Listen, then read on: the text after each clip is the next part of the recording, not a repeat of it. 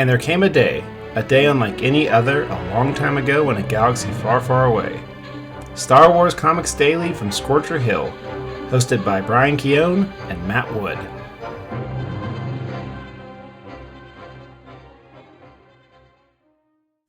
From Scorcher Hill, this is Star Wars Comics Daily. I'm Matt Wood. And I'm Brian Keown. Welcome to episode 157 of Star Wars Comics Daily, Lando number 4. Lando number 4 was released September 16th, 2015. The writer is Charles Soule. Artist is Alex Maleev. Colorist is Paul Mounts. Letterer is... Go ahead. Sorry, you're fine. I had the wrong comic book open. The letterer is Joe Caramanga, and the cover is by Alex Maleev. Yep. Okay, now we're good. This is, a 5-issue series. Lando's had 2 miniseries with Marvel, right? They did another one, but it was the solo era. Yeah. Lando. I don't think Charles Soule wrote that. I think that was like a Jody Howes. Maybe, I don't remember. Kelly Thompson? That sounds maybe more right. I don't remember, though. Yeah, I can't. I don't think it was Charles Soule, though. Yeah. And certainly I don't think it has anything to do with this. Before we get started, do you think Lobot's real name is just Lobot? I guess. I've certainly never seen it. I mean, I was going to say, I've never seen him say anything else, but I mean, how much have I seen of him other than this and 1 second of Star Wars, of Empire Strikes Back?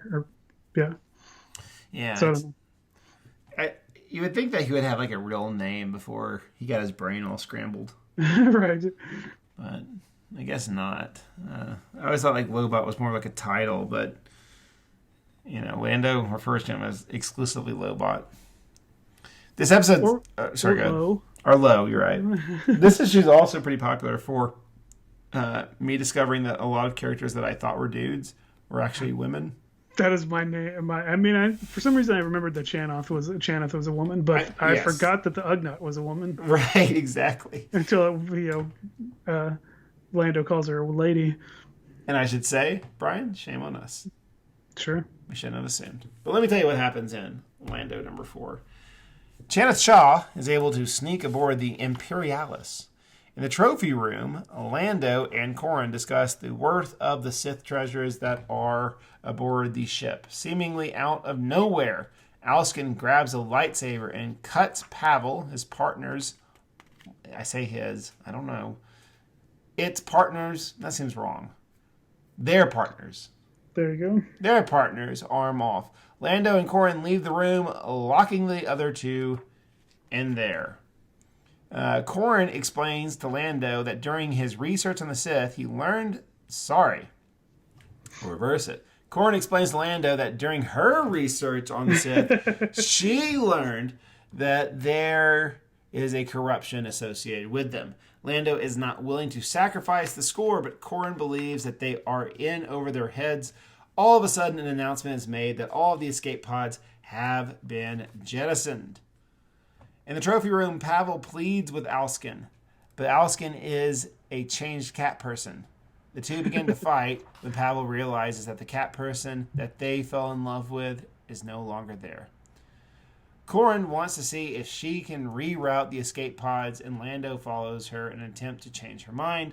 Lando feels that something is up when Corran enters a room and he attempts to sneak in from the other side. He is quickly caught by Chanath Shaw, who seems to recognize Lando. She removes her helmet, and it turns out that Lando has hit on her, and probably more, sometime in the past. Of course. She confirms their fears about the situation they are in and says that the only thing left aboard the ship is death. Just then, Alskin and Pavel come out, both corrupted, wielding lightsabers. The end. To be continued. To be continued. To be concluded. Yep. We should say. This one kind of feels like how would you categorize this comic? Is it horror?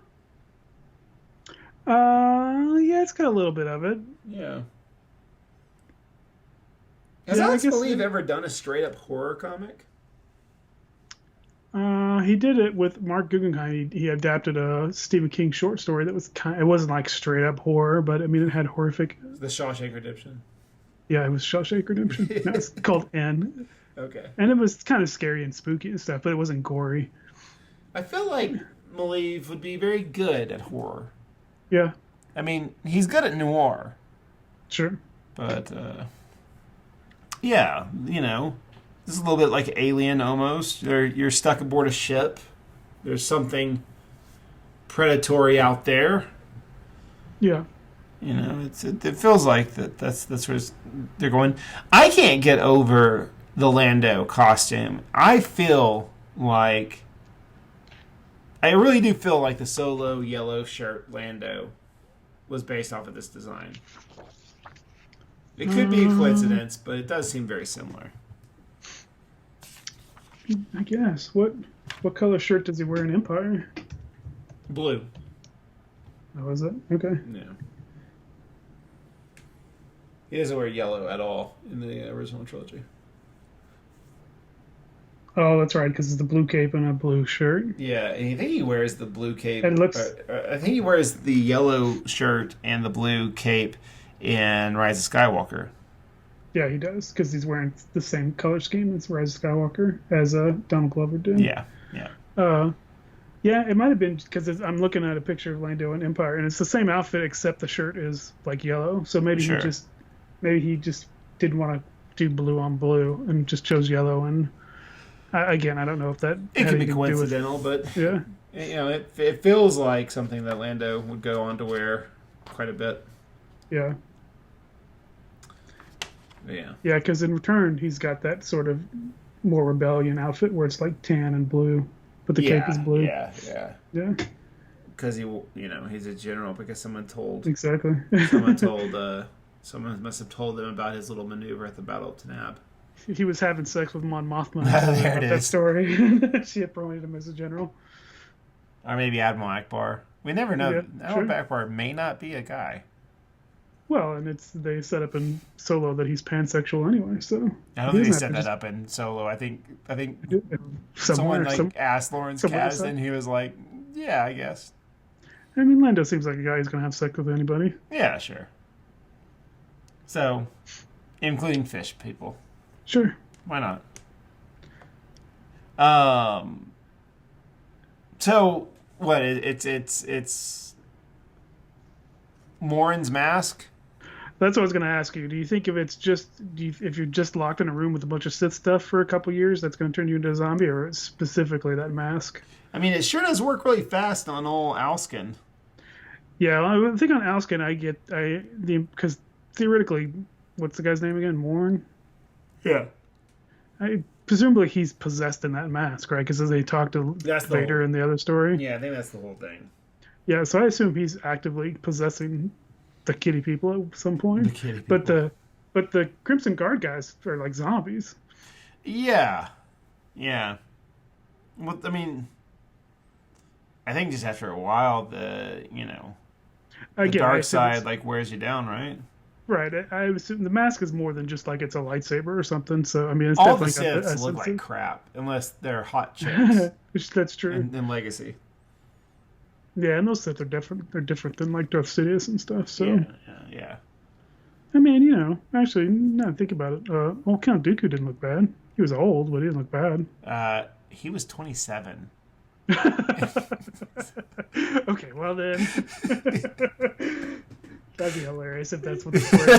If that was the case. Christopher Lee's playing a 27-year-old. Yeah. How Dookie, you look like garbage. Right. No, I don't think that's Yeah, I think I could believe that over years and years, just being a Sith would corrupt you and turn you into garbage. But I don't know if just hanging out with one of its masks would do it. Well, you know what's going to do it for me, Brian? We got our 19th dismemberment. Nice. Yep. Poor kitty. And then Pavel makes fun of loses their arm cut off by a lover. And then, like I said, mocked for it later. Yeah. I could never love someone with only one arm. Like, well, one, I've got most of my arm, dude, and two, you're the one who cut it off. It's really a sad thing that they want to adopt something and they want to adopt a child. Yeah. Yeah, it's wild. But I guess the nice thing is they end up together. Sure. Now they're corrupted and possessed, but sure. They get lightsabers though, so that's pretty cool. That's not a bad trade-off. I mean, Alexson gets a cool double lightsaber. I think the Ugnaught. We're sure that this is the Ugnaught, right? I mean, I don't know what else she would be. I assume. Yeah. I mean, it's a Lando comic book. It's hanging out with Lobot and Ugnaughts. That sounds right. I'm just gonna get the confirmation here. Ugnaught scholar, yes, confirmed.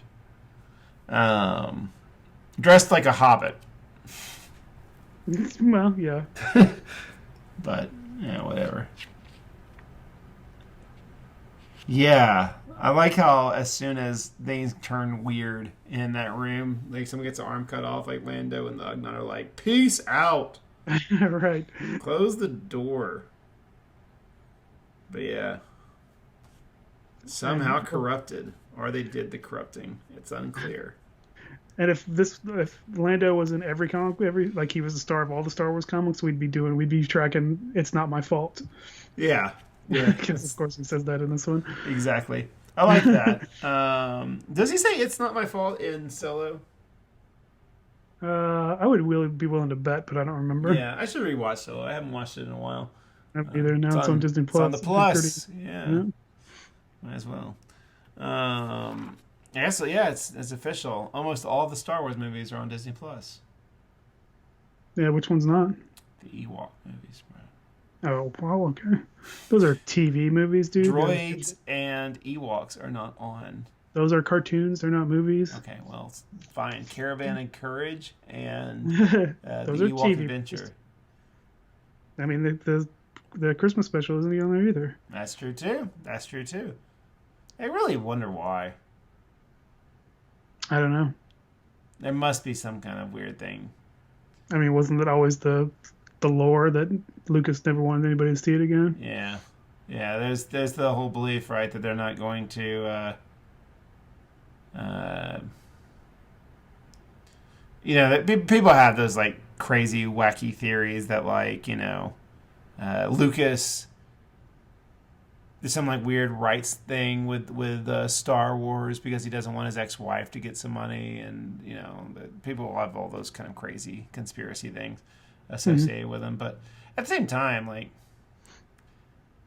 I like to think it's just a matter of time before there's the official release of the holiday special, and when it comes out, no one will care. Yeah. I mean, it seems very likely that the Ewoks. I don't know why they wouldn't show the Ewok movies, but. Yeah, you have to own those, right? Yeah, but yeah, the only thing I can think of is whatever network they showed it on might have had some weird rights to it, because that was the Batman problem for a long time. It might be, and I'm thinking that's why like Indiana Jones, for example. I still suspect that there's some kind of hinkiness with that because Paramount still probably. But then again, Iron Man is on Disney Plus, and Paramount produced Iron Man, so I don't know. Well, they distributed it, so yeah. That's so, different. And I'm sure that by the time Iron Man came out, I mean, they were thinking about rights to streaming and all that kind of stuff. I mean, they made Indiana Jones movies. I mean, that wasn't a thing. Home video was barely a thing.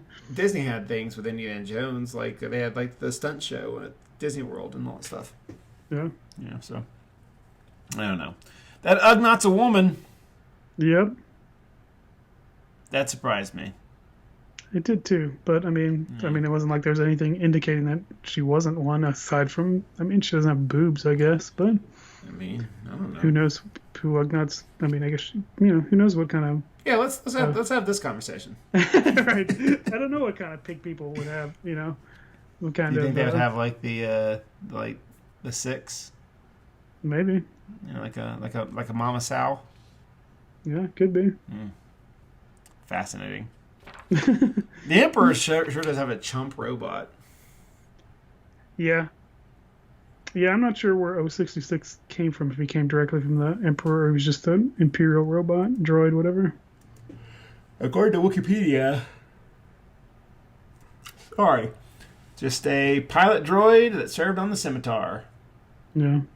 Great name for a ship. Sure. Yeah. So well. And getting rid of the escape pods also really smart. Well, yeah. Alskin, my love. Pavel, my dear. Let's talk about buying your own moon. Okay. I like to think that moons are the Star Wars equivalent of an island. Sure. And people can buy their own private islands. Yeah. Johnny Depp has one.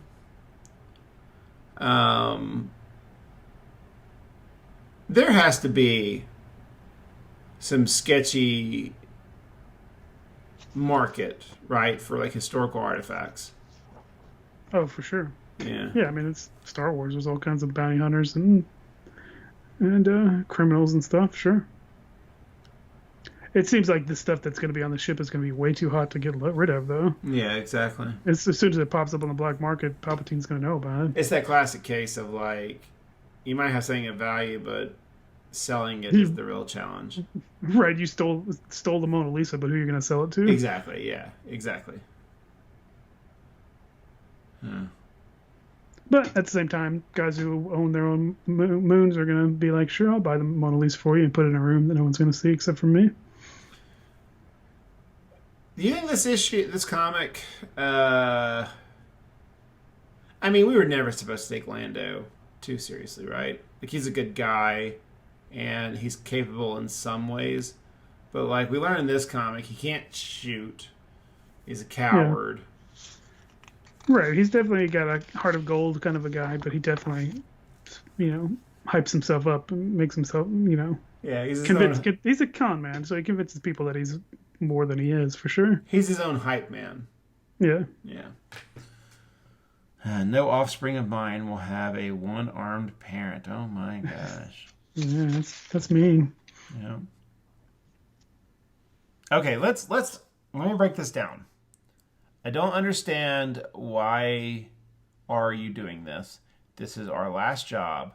When it's done, we'll have enough to afford a clone or child.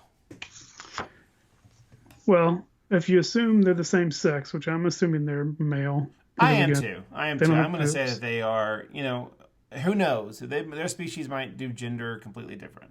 Sure. But for whatever reason, they can't have children, presumably because of the same gender. Yes. So, yeah, I mean, if in a world where you can clone yourself, and probably you can use, part of his DNA and part of the other guy's DNA to make a new baby, it makes sense more than adopting a kid or, artificial insemination or, whatever it is when you have a lady carry a baby for you. Raising a droid. Yeah. Yeah, I mean... That's what I call when a lady carries a baby. Okay. Surrogate, that's what Surrogate, yes, yeah. When cloning technology is a thing, it makes sense. I have to assume... I'm sure it's expensive. It's expensive. Do you think it's illegal? Probably illegal, yeah. Otherwise, because as much as we see clones a lot in Star Wars, they're not just all over the place. Yeah. So... Do you think they go to Camino? Maybe. I don't know. I don't remember what the status of Camino is after the Clone Wars. The Cloners. I feel like we're about to learn it in the recently announced TV show, The Bad Batch. Could be. Yeah. I don't see how you don't.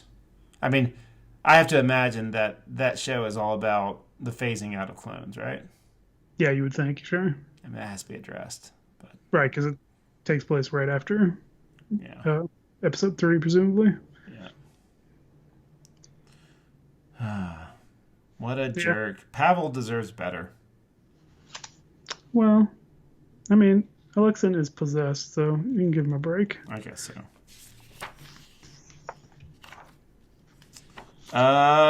Chaneth Khan turns out to be a lady. Chaneth Cha, dude. Cha, sorry. Attractive woman, albeit a little beat up, but, Yeah, sure. So do you think Lando... Do you think Lando ever slept with that woman? Well, yes. No. I'm sure that's the case. But I'm thinking, does he have fond memories of this woman, or is he currently just using her again?